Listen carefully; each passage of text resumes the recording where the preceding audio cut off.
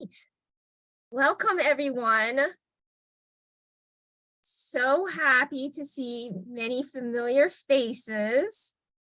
I want to welcome you all to our program today. We have Wendy Chouinard from the Helen Keller National Institute here with us to talk about working with deafblind individuals. And this is part of I'm so happy to see all you faculty and staff. It's wonderful. We have our regulars who always come to my events, so thank you. And we have some others who are here as well, so I really appreciate it. I think everyone here knows me. If not, I'm Catherine Wu. I'm Director of Accessibility Services. I've been at Berkeley College since, I think, 2006, started in New York City. And it's William Street, Woodland Park, online, Woodland Park, New York City, Newark, and now I'm back at Woodland Park. So it's good to see you all. And I have with me here Vincent. Hi, everybody. I'm Vincent Moss. I'm the coordinator for accessibility services at Berkeley College, and I've been with the college for about 4 years, and I'm based in New York City. Thank you. So while Vincent has always worked in accessibility services, you know me more as coming from counseling. So I'm happy to be in this role, and we're really trying to increase our training on accessibility and inclusive practices for faculty and staff. So we are so happy to see you here. And now I would like to introduce Wendy, and she'll tell us a bit more about herself, her work, and our keynote speaker. Thank you so much, Catherine. This is Wendy speaking. So I do work for the Helen Keller National Center, and I'm really honored to be here today. I have a few of my colleagues present. I have Scott Davard, which I'll allow him to introduce himself. But I also have Eleanor Coley-Brody here today with me as well.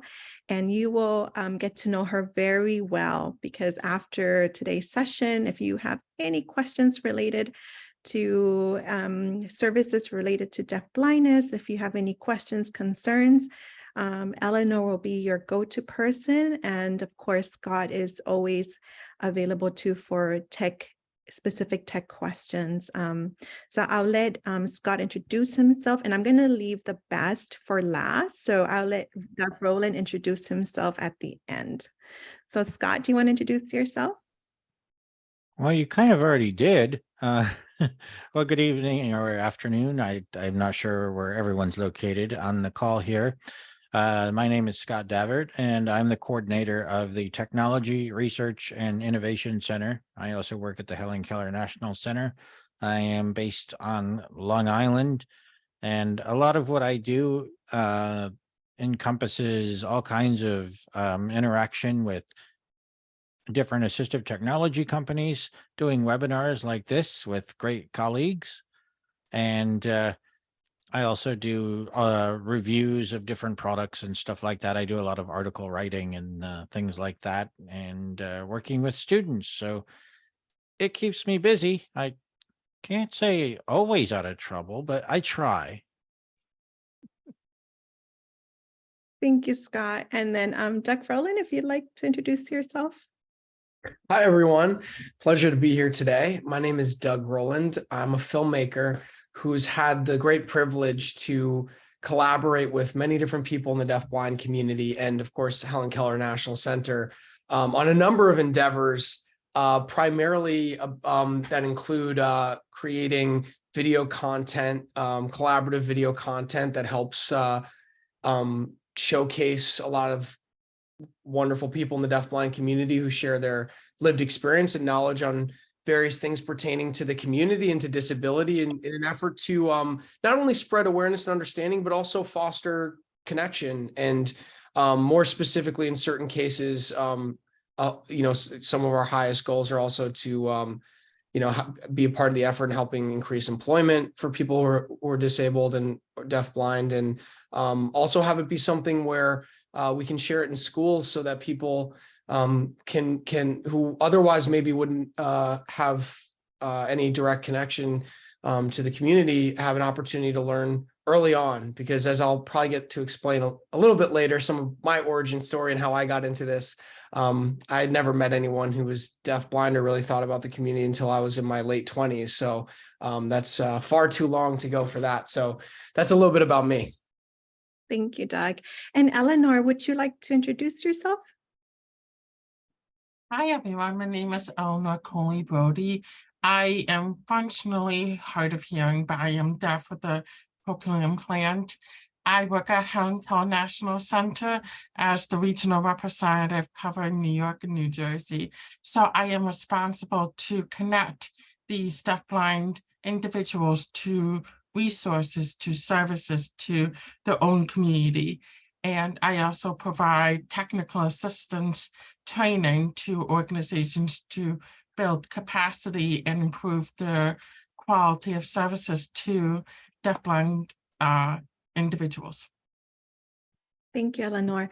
So enough about us. I would like to learn a little bit more about you all here today. So if you don't mind, put in the chat box, where you're from and what you teach, or what is perhaps even a language that you speak. If you can put it in the chat box, just so that I can get to know the audience better as well. And also to kind of showcase the amount of diversity that perhaps is within this group.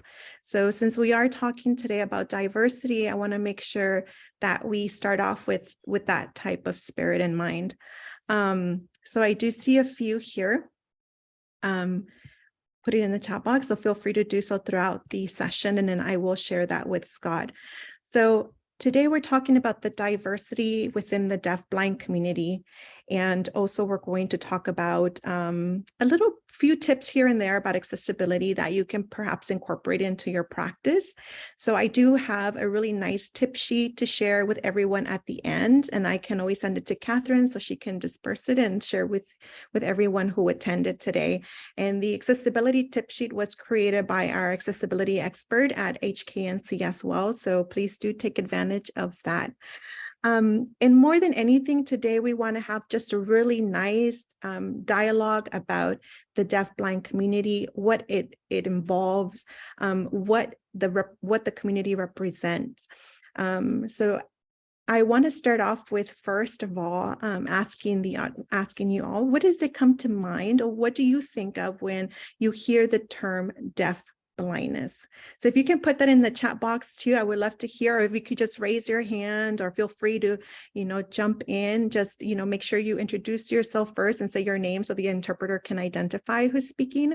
That would be greatly appreciated. But if you can share with me what comes to mind when you hear the term deaf blindness. And let me just start off by reading some of these for Scott. Scott, some of them are, I hear Keith is from finance. Someone speaks Taiwanese, teach sociology, Taiwanese, Mandarin, and English. Catherine, of course, English and Taiwanese, and works in accessibility. And Moya is professor of legal studies. And Keith teaches accounting courses. Okay, wonderful. So if any thoughts on what the term deafblindness comes to mind, have you ever encountered an individual perhaps that identifies as being deafblind? As you know, sometimes when we do hear the term deafblindness, we tend to compare it to someone like Helen Keller, someone who cannot hear and cannot speak. However, most people who identify as deafblind do have some hearing and some speech as well.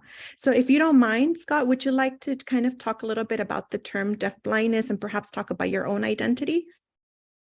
Sure. This is Scott speaking. So deafblindness, as we've already kind of stated, it covers a whole spectrum, and it's a very wide spectrum because there are two disabilities or two sensory deficits, you might call them. There are many different things you can refer to them as. I personally don't really get offended by whatever terminology someone would use, but we have a wide variety of individuals. You have people that have both some vision and some hearing. They may have been born with that condition, and it may worsen depending on what their medical situation is. Some people are born deaf and lose some of their vision later. It may not be all of their vision, and they may have a little bit of hearing even. It's, either one can be true. And then you also have people who are born with no hearing and no vision at all, meaning totally deaf-blind. I myself am hard of hearing and blind. I'm also categorically deaf-blind. So we have a wide range of different, not only communication things happening that are different from person to person, but certainly culturally speaking, it can be a different experience depending on what the person grew up in. For example, someone who has grown up deaf may identify more as a deaf person than even a deaf-blind one, for various reasons, and they may be users of American Sign Language or another sign language, depending on where they are in the world. Then you have people like me. I was born completely blind, but with quote unquote normal hearing, and to the point where I could navigate around my environment by listening to sounds around me. For example, I used to ride my bike around my parents' backyard, and I used to kind of ride it around the neighborhood. And because I knew where I was going so well, and I also had really decent hearing to, for example, hear when cars are coming, I was able to navigate around the area successfully. That has since left me, and now I am what you would call profoundly deaf. I don't really know how profound it is, but so I do a lot of compensating to the best of my ability with my hearing, because being totally blind, I struggle to understand sign language, which is typically, very visual.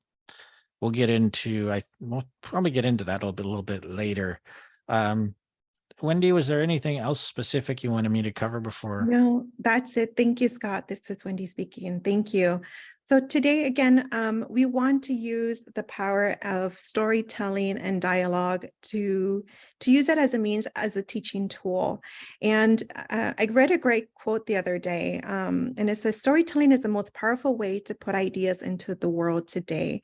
And we are collaborating with Doug Roland in doing just that.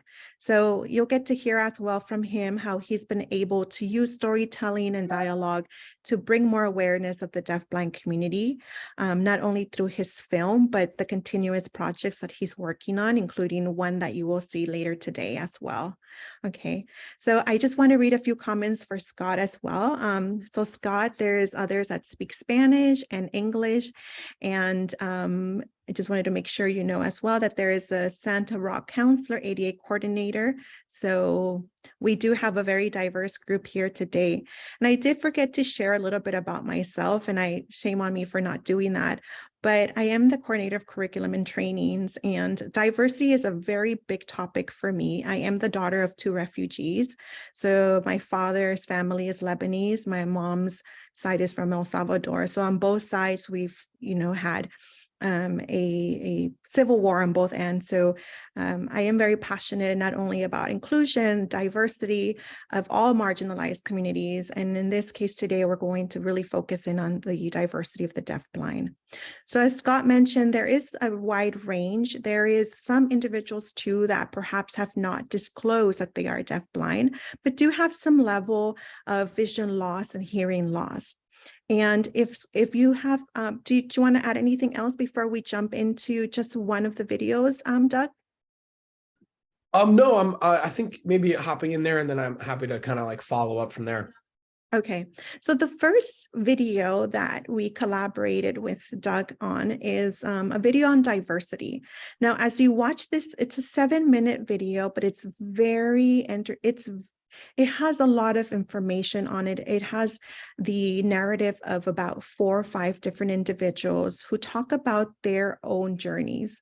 So as you watch the video, there's a few things that I do want you to keep in mind. First of all, the diversity of their communication styles, also just their personality in general, the age and also their cultural background. So we want to see how all of these intersect, and just pay attention to the things that they're passionate about, and also things that they've experienced in their journeys. Okay, so it is 7 minutes, so feel free to add your comments or questions into the chat box.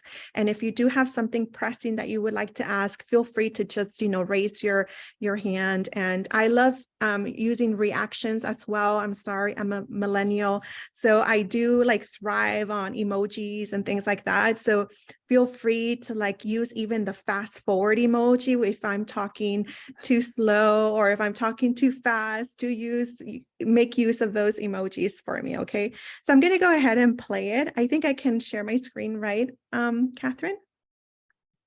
Okay, so let's go ahead and share. I love it, Orlando. And I have a question for you later, because I did see that you have a deaf family member. So there's a question coming for you later. Okay, let me share my screen.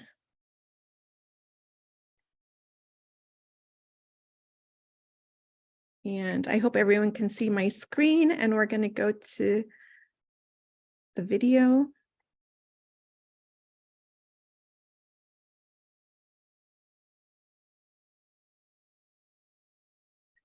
And as you can see, I did not use my PowerPoint. Okay, let me just, sorry about that, everybody. Let's go ahead and do this, because this is a little bit easier for me. Okay. I hope everyone has access to the video and to audio. If Catherine, if you can give me a thumbs up if you can hear the audio. Title reads Diversity, a unique journey. A series of individuals of different ages, ethnicities, and genders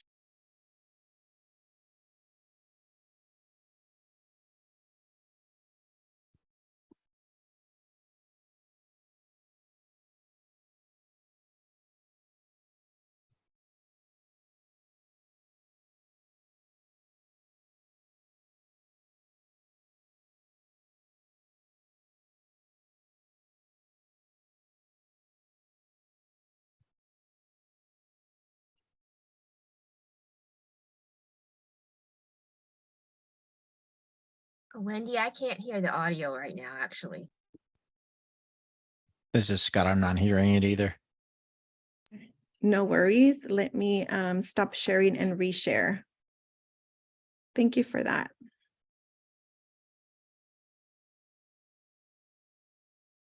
So did I say I was a millennial? You can't tell right now.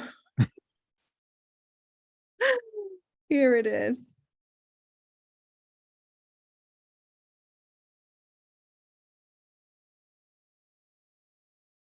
Be able to hear my audio now. No. I am completely blind. There you go. Perfect. Or Title, not. Diversity, a unique journey. A series of individuals of different ages. There you go. Or not. This is Eleanor speaking. Wendy is freezing up a little bit. Does everybody have visual access to the video? Yeah, okay, let's try. I've seen that many people don't have an understanding.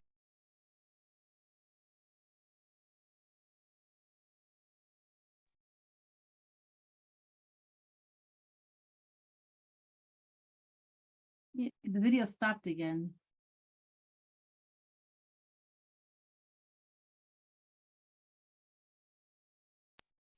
Is my video freezing for you? Yeah. Oh no. Doug, do you have that video that you can share on your screen, perhaps? Yeah, actually, I don't have it pulled up at this moment, so I just need a minute. Yeah, no worries. While you're doing that, that's okay, because what we can do is we can just work our way backwards. So that's the wonderful thing about these presentations and being able to interface directly, is that we can always just kind of jump a little bit forward to the different topics. So on the video, you will see that there's individuals that have a different levels of hearing loss and vision loss. So some of them, for example, and you might have heard some of these etiologies before, but I'm going to mention a few that you will see in the video. For example, glaucoma. You probably heard of Charge syndrome, Usher syndrome, and of course, Down syndrome. And then there's other causes as well that do cause vision loss. For example, retinitis pigmentosa, glaucoma, like I mentioned, diabetic retinopathy, and macular degeneration are just a few of them. And interpreter, I'm sorry if I'm talking too fast while you were finger spelling those names. Like, you're good. So these are just some of the conditions that do affect those within the community. And because it's a wide range, there is no one set, perhaps there's no way that we can perhaps say this is going to work for this person and this is going to work for another person, because the communication styles and the accessibility needs can vary. So within the community, you also find individuals who perhaps are born deaf, so use sign language, grew up using sign language, and as adults, perhaps if they have Usher's type 2, they will develop a vision loss where they had to learn how to make different accommodations and do what we call tactile sign language, right? Which is the one that you see hand under hand. Which is the method that Helen Keller did use. And then there's others that perhaps use speech, like Scott, correct? Who use speech and use assistive technology to assist them in their communication styles. Would you be okay, Scott, in sharing how the communication tools that you use? That might take the whole hour. Just This give is us Scott. one Sure. or two. So I'll just kind of lay it out there let's just start with what I'm using now. So in order to hear this call, because when my hearing aids are turned off, I hear nothing at all, which is great on the airplane. Lots of good naps when everybody else is, putting up with screaming people and all kinds of crazy stuff. So that's a good thing about it. The other good thing is the technology. For example, right now, of course, I'm using Zoom and I'm using my laptop, but I'm also using a device connected to my hearing aids that streams audio directly to my hearing aids so that I can get a direct signal to my hearing aids. Now, in terms of communication access, for me personally, I use a lot of captioning where it's accessible as a Braille user because I rely entirely on Braille for my technology needs. And, communication can vary. I have an assistive listening device. Some of you may have used one of those before when working with an individual who's hard of hearing. And that kind of does the same thing as the device I described before. It sends its signal directly to the hearing aids from the person. And the reason that this really comes in handy is, let's say you're in a classroom type environment or even a lecture hall. A lecture hall is an even better place for a thing like this. Hearing aids, though they can filter out a lot of stuff, aren't really great yet at filtering out lots of background, like people shuffling papers. Maybe they're having a conversation in the background. That sort of thing really can get in the way of my being able to focus on what is being taught or what is being lectured on. So what that microphone does is it provides the direct signal to my hearing aids. It's not a recording device, but it does give me a direct signal that is now clear directly from, say, if the professor is holding it to my hearing aids. So it cuts out a lot of that background noise. Thank you, Scott. I appreciate that lived experience for sure. So I think I sent the link to Vincent, who is the tech guru. Would you be okay to share so that I don't have to bother Doug too much on that end? Would that be okay? Sure. Vincent? Thanks. Sure, hold on. Thank you. And so now we'll watch the video that was intended to play. So I appreciate everyone's patience.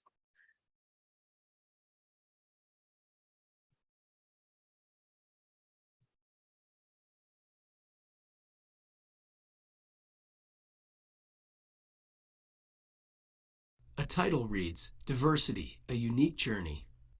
A series of individuals of different ages, ethnicities, and genders speak to camera one at a time. They are all featured on the same set, sitting in a teal sofa chair with a blue curtain behind them, with lamps and plants on either side of them. Throughout my life, I've seen that many people don't have an understanding of deafblind culture and the deafblind community. I think that diversity within the deafblind community is so important for people to understand. Hello. Hi. My name is Isachu Sankanu. Tony Giordano. Bienvenido Batista. James Byrne. And I'm a woman with Charge syndrome and I'm deafblind. I have Usher syndrome. I am completely blind and deaf. I was born deafblind. Obviously, a lot of people do think of Helen Keller as, you know, someone fully deaf, fully blind, and assume that that's how everyone is, but that's simply not true. They think that all deafblind people are entirely without vision and hearing, when in reality, there's different ways to be deafblind. I'm legally blind. I have retinitis pigmentosa. It's a deterioration of the retinas. I have Coats disease in the left eye that I can't see out of anymore because they lasered it so much. There is such a wide umbrella of deafblindness because they're two different sensory impairments. Some deafblind have vision in only one eye. Others can only see what is in the center of their field of vision. What happens is you start with RP, retinitis pigmentosa, you start losing the vision on the sides first. It's the opposite from macular degeneration.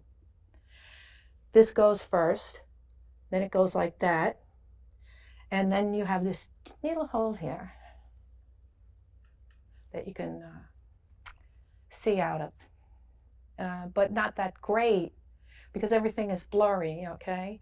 I have Usher syndrome type 2, which means that I was born deaf.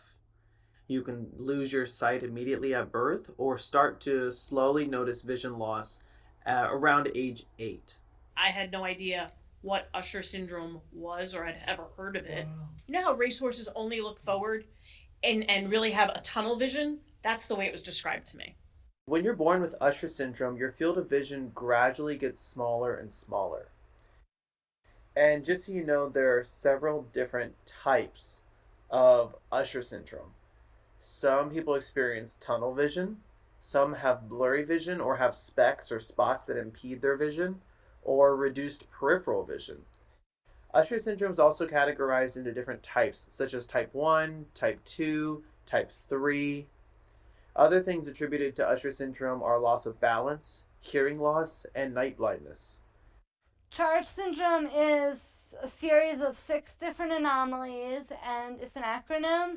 So, like, C is coloboma, H is heart malformations, A is cranial atresia. I actually got, that's when your nose is stuffed, like, can't really breathe out of your nose. And R is developmental delays. There's another word for it, but I'm not going to say it.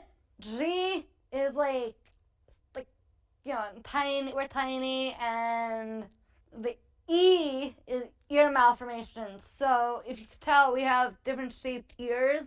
Some of us are fully deaf, some of us could hear only, I can only hear a little bit. I was born with no sense of smell and impaired sense of taste, so I'm able to taste some things, but I'm not able to differentiate between a lot of different foods. For example, different flavors of a sweet candy or different meats. Those are things I struggle with. I developed glaucoma at the age of 10. Over the last, I guess 10 years, I also lost hearing. I totally lost hearing in my left ear. Nobody knows why. Just one day I woke up and it was gone. My entire family is hearing sighted, with the exception of myself, and I'm the only deaf-blind family member. My family did not know that I was actually deaf-blind until my 20s. I've been blind all of my life, no vision, no light perception. And then when I was about 10 years old, I began to develop a hearing impairment. I was diagnosed at infancy with a condition known as Norie's disease. It's a genetic condition which almost always leads to blindness. I started losing vision in 2014. I was born deaf, and we didn't know anything about the blindness at the time. I did not know that I was deafblind and did not become diagnosed until the age of 18. I grew up in the Bronx, going to St. Joseph's, a residential school for the deaf. All that time I spent with the other kids, it never occurred to me that I was deafblind, because at that time in my life, I didn't understand what that meant. When I was 2.5, I developed meningitis. My grandparents noticed that I might be deaf. Started when I was 10. I had night blindness, and I actually drove a car. Yeah. From 18 up until my early 30s, when I had to stop driving a car because I got into a couple of accidents, and then I kind of getting cataracts on my eyes, and I had a Camaro 4-speed on the floor, clutch. Cool. I was cool. I grew up, and I guess around age 10 is when my vision became affected. It was noticed at school. I was playing ball, and I would often get hit with it. And the teacher realized something was wrong. And I was taken to the eye doctor. And ultimately, the doctor told my mom that I had Usher syndrome and that I could become blind, but it wouldn't happen right away. I would gradually lose my vision. And my mom was super worried. My wife and son and my daughter came up to me, and I really did not know who they were. So I realized that I had to go back to the doctor and find out. I had low vision because I lost half of the vision on my right side. I was very frustrated. I was depressed. I had low vision now. It was very difficult. There's many things that people have yet to learn about deafblindness. They just need to be educated on the topic.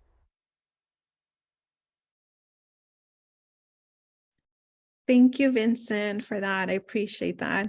So now it's a quiz. So everybody, I hope you remembered everything because the quiz is coming.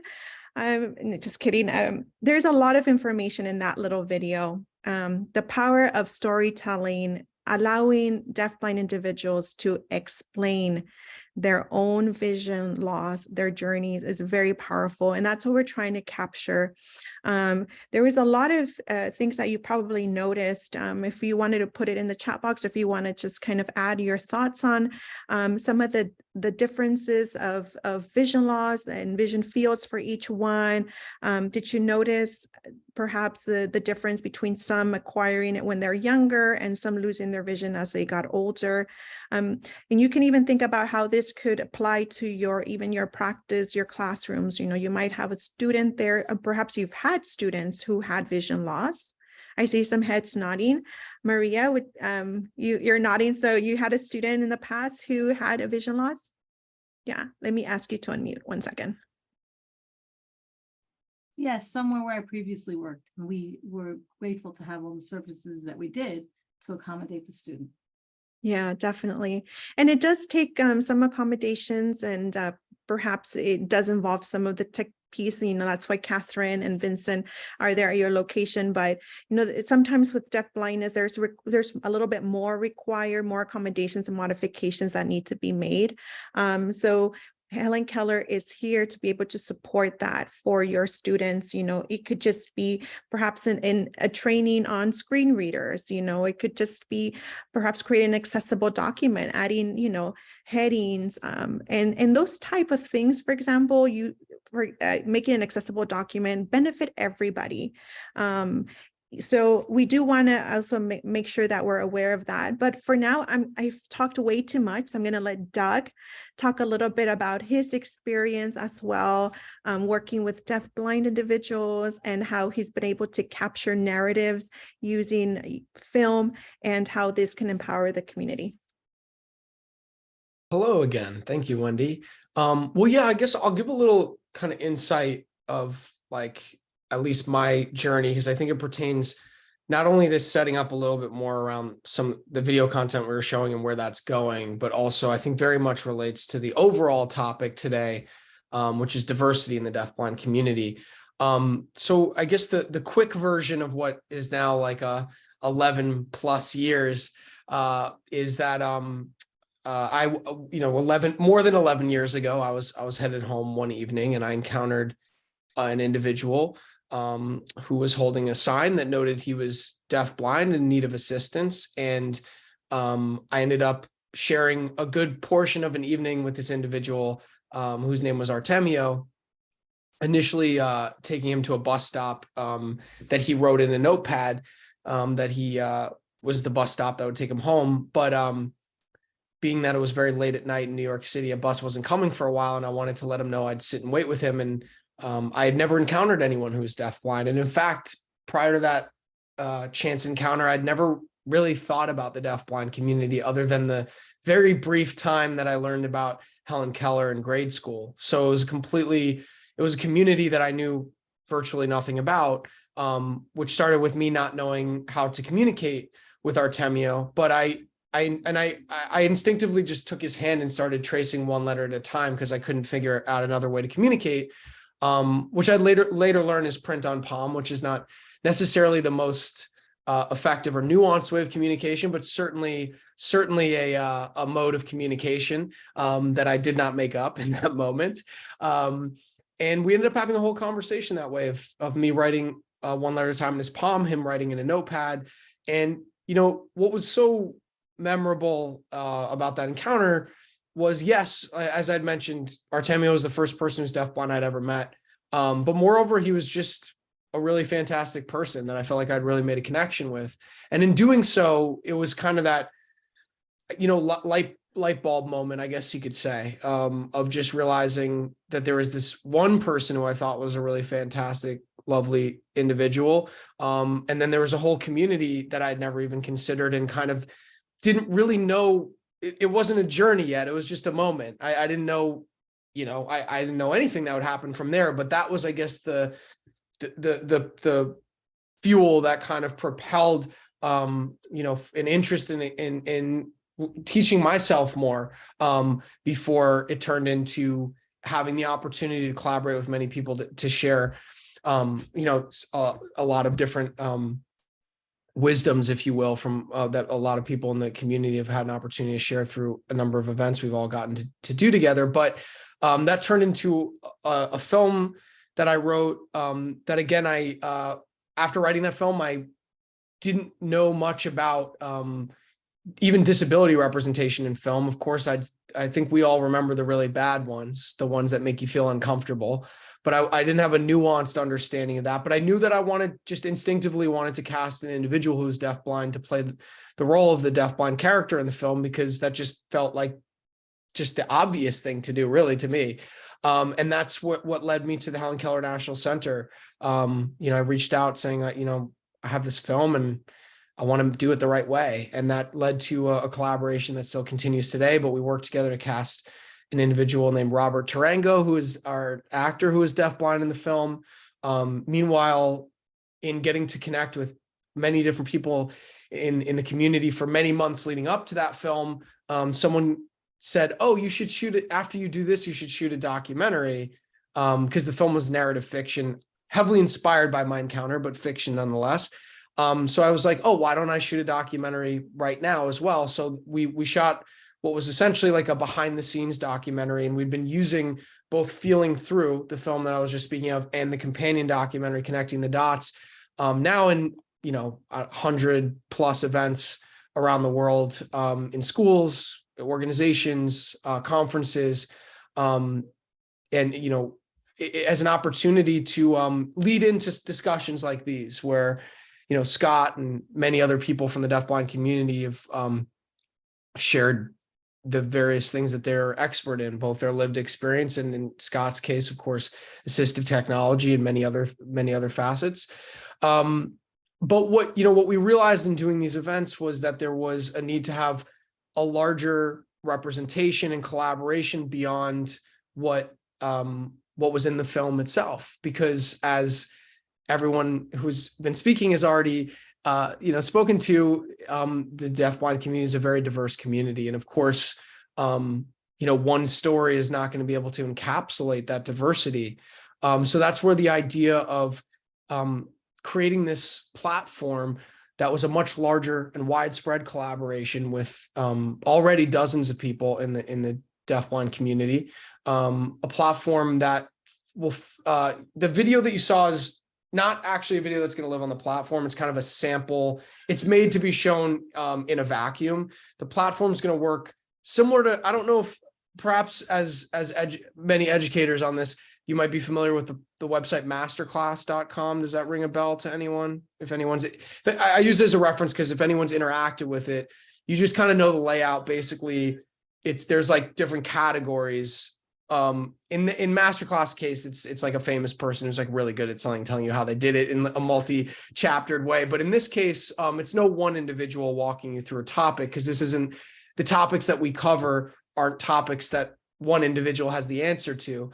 Topics as widespread as, diversity within the community, or accessibility, or mobility, or all these different topics are things that you can really only learn about from hearing a lot of different people's lived experiences, because there is no one answer to these larger, topics. It's as many different individuals as you lined up and connected with, they'd have a different way of talking about how they go about communicating or navigating the world, or their thoughts on advocacy as it pertains to disability. So what's really great about it is that it allows us to have a much larger collaboration and really get into a real nuanced breakdown of so many different topics that, of course, even the best and longest Zoom can't quite get into, because at a certain point you have to eat dinner or go to sleep. So we're really excited to work. What Wendy just shared is just kind of a small taste, of what is like a much longer, wider spread. I'm sorry if can you all of you hear my crying baby in the background? Because to me, it's really loud. Okay, Zoom does a good job of canceling that out. I'm like, they probably think something terrible is going on in the background. Anyway, this is the world we live in now, right? With Zoom from our homes. But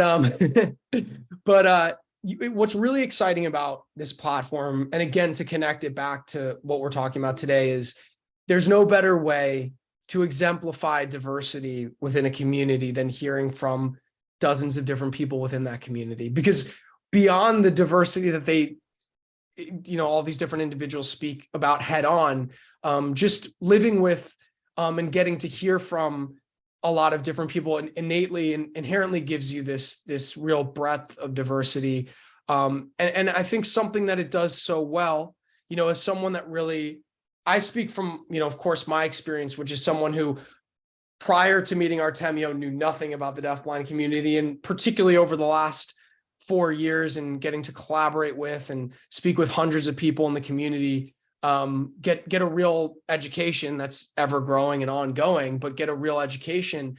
I think what it does so well is really start to break down a lot of these false assumptions that people make based of a lack of exposure and connection, that really is not to necessarily fault anyone. It's just we're in a world right now that's very fortunately starting to shine much more of a light on individuals and communities that have historically not been represented in mainstream media. But there's obviously a very long way to go. And we're just trying to be one part of creating a platform that allows individuals from a community that has historically not had a larger media platform to have that platform to share what it is that's important to them, and what it is that is important for others to know about the community. And Scott's been a part of this. He joined us for an assistive technology panel that'll be a part of this platform, and so many other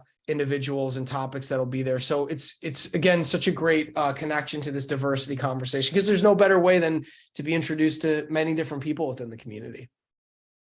Thank you, Doug. And I do think that, and we'll share more information on that platform once it's ready, but I believe it's such a nice way to document the stories. And I'll give you a personal story. When the Civil War happened in my mom's country, the first thing that they destroyed were a lot of the locations where the archives were kept. Our libraries were burned. So the stories of the people were lost And now within the Salvadorian community, there is, again, they're trying to rebuild and document stories that were lost. And with the platform, that's the same idea. We're trying to document stories. The one that we saw today was on diversity. It's just a snippet of how their experience, what they've struggled with. And there's more topics that are coming. So we do look forward to sharing that with you, because there's going to be one on employment, for example, or education as well. There's struggles that might occur, barriers in the school system, the educational setting, that perhaps we ourselves are not aware of until we hear it firsthand from those that have that lived experience, right? So I did want to honor Orlando Rivera. He put in the chat that he does have a deaf family member. So maybe if I could just kind of talk to you a little bit about what are some of the communication barriers that you faced, and how have you overcome those? And I'll discuss later why I'm asking this question, but if you feel comfortable in sharing, would you mind sharing? Well, I'll talk a little bit about is a family member that sort of I saw growing up from very, very young. And recently I remember seeing a video of the old videos that I captured and digitized. And at a birthday party when I was just, I don't know, 3, 4, 5 years old. And he's always been very alert, but I sort of noticed how he was always sitting in a little corner watching. And so you can imagine the isolation that he went through. And he's a super smart kid. He was deaf. He learned sign language, and he's quite frankly one of the most successful members of the family. He's grown up. He went to college. He's had several jobs managing people, was involved in the deaf blind community. And most of the time, I'll see where he's at on Facebook in some part of the world, visiting friends. He's almost the opposite of what he was when he was a small kid. And he loves people, loves communicating, looks around, and I'm always amazed at what he was able to do. I'm amazed by a lot of folks who have these disabilities. I know a lot of folks who have everything and yet don't do anything.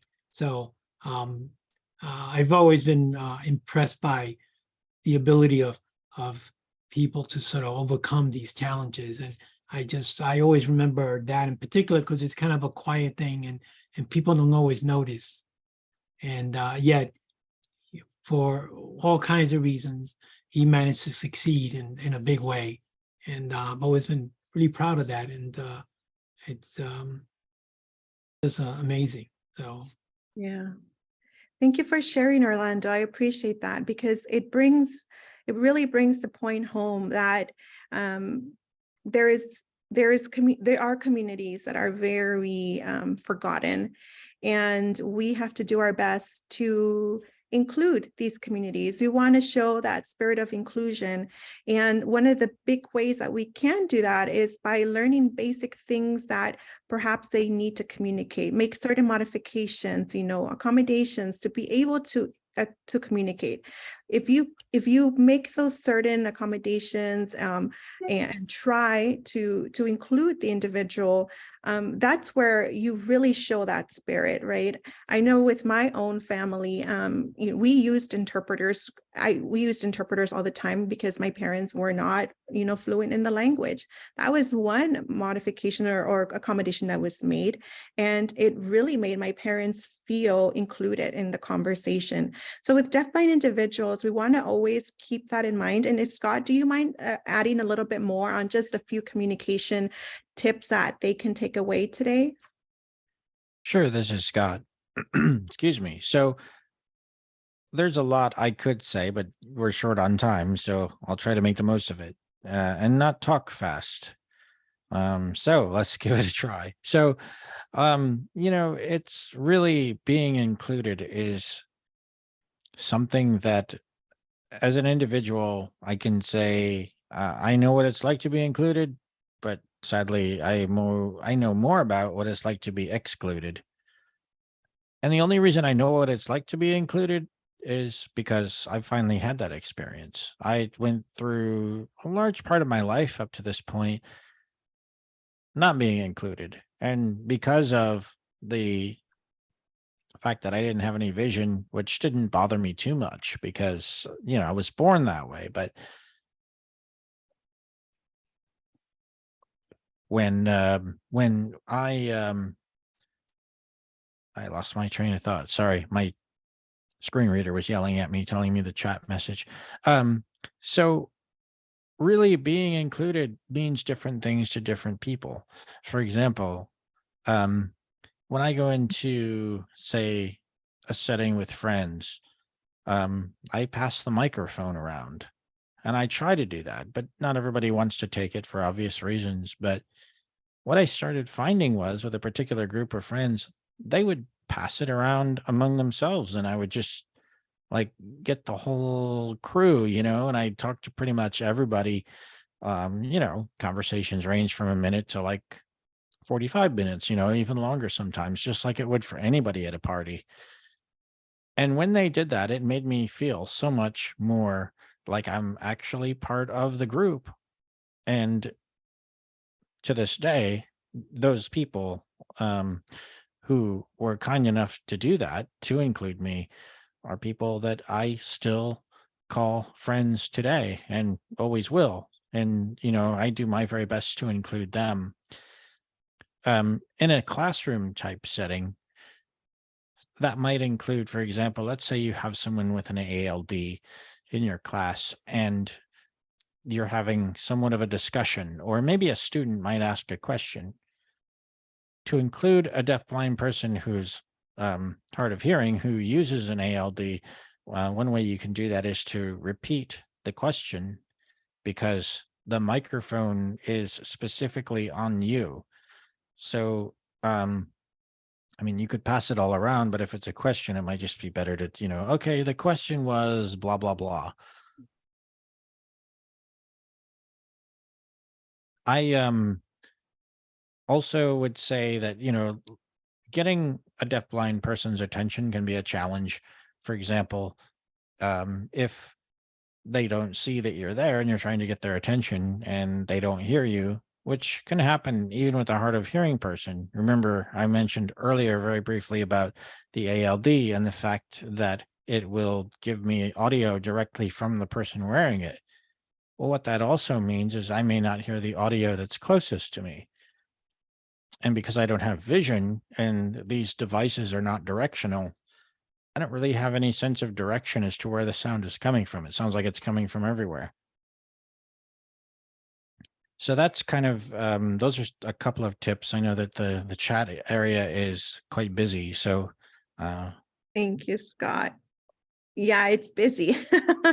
And I did want to also add, like Scott mentioned, little things like, for example, if you're on the right side of a person, say, hey, this is Wendy, I'm to your right, this is Wendy, I'm to your left. Just making them aware of that visual contextual information would be very helpful. Using interpreters. Thank you, Catherine, for having an ASL interpreter, because we do have some deafblind individuals who require ASL interpreters. And at HKNC, we do even have tips on how to work with ASL interpreters. And I did see in the chat box that Moya says, I noticed everyone says who they are before speaking. It's a great practice to have, Moya, because it identifies the person for the interpreter as well. So if Wendy's speaking, the interpreter can identify or sign my name because the individual most likely who is deafblind has her pinned. So it does help for communication. And then for Laura, we do have information on how to make documents accessible for individuals who are deafblind, and Eleanor will be the person to gather all that information. As I said, we have 3 minutes left, but any specific questions that you might have regarding your classroom or accessibility or deafblindness, if you have a student who you think might be deafblind or has vision loss and hearing loss, and you need specific mentorship or you have questions, please do reach out to Eleanor. She is a great resource. She is available to you. And if you have other questions regarding, the lived experience, or if you want to connect with Scott, you are more than welcome as well to connect with Scott. If you want to be a film producer, to connect with Doug. Just kidding. If you want to be casted into his film, I'm still waiting, Doug. But, again, today's session was to create this awareness. There is a community of individuals who are deafblind, and we want to make sure we do our best, that we show our, social responsibility towards them, and provide whatever we can, or do whatever we can to be inclusive in our practice. So that's what the purpose of today's session was, as well as to give you the heads up that there is this great platform coming that I will be sharing, and hopefully it can benefit not only you, but your students as well. So I do wish we had more time for Q&A, but again, Eleanor is your go-to person, and she will be there to answer any questions. If there is anything else? Oh, yes. And if you haven't watched Doug's film, please watch it. If you can drop the link in the chat box, Doug, I think that it's a very powerful film, and it'll sort of put into perspective everything that we discussed today. I also do have one more thing I want to share. There's a QR code that I do want for you to perhaps take a picture of, and then take a survey, just so that I can get more feedback. If there's specific trainings that you want, specific information to, that information will be collected in the survey and shared with Eleanor. So let me just share my screen so that I can go ahead and share that QR code with everybody. 1 second. And thank you again for all your patience. Or actually, you know what I'm going to do?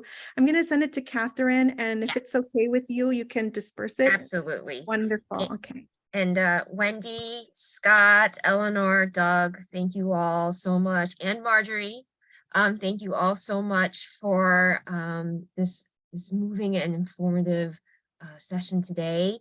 If I know for the faculty and staff, if you have questions, we're going to be meeting again tomorrow at 12 o'clock. So feel free to email them to me, and I will happily present, bring up the questions or any comments that you might have tomorrow. So please feel free to email that to me. And I just want to thank you all so much. It's been amazing. I'm going to be in touch with you. I'm going to make you my best friends so I can learn more from all of you. Thank you. And thank you. This is Wendy speaking again. Thank you once again for everybody, for those that shared their stories too, and just seeing your smiling faces on a Thursday afternoon means a lot. So I do appreciate everyone being here and for taking an interest in what is very important to us, and also for supporting our mission to empower the deaf-blind communities. And so we thank you very much. I love the heart. I heart you too, Vincent. This wouldn't have happened if it wasn't for Vincent. I met him in person, and of course, Catherine. Thank you, everybody. Yes, Vincent is the best. This is true. It all starts and ends with Vincent. Thanks, everybody. That is so true. Yes. That's a perfect ending, Wendy. Thank you for that. Take care, everybody. Be safe.